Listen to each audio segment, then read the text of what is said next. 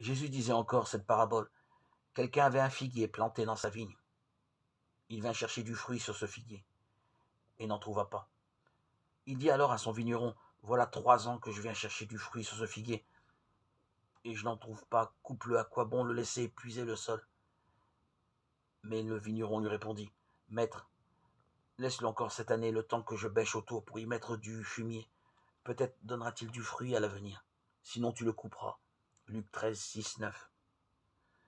La présence de Dieu, interpellant Moïse depuis le buisson ardent dans Exode chapitre 3, rejoint nos expériences d'appel sur nos parcours.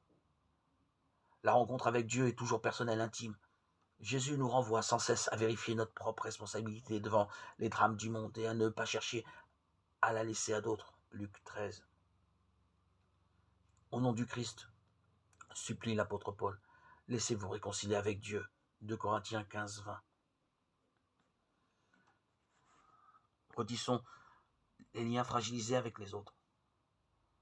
En bien des endroits dans le monde, des parcours de paix qui conduisent à la cicatrisation des blessures sont nécessaires. Il faut des artisans de paix disposés à élaborer avec intelligence et audace des processus pour guérir et pour se retrouver. Donne-nous, Seigneur, la persévérance, la force d'œuvrer pour la justice sociale, la paix et la sauvegarde de l'environnement.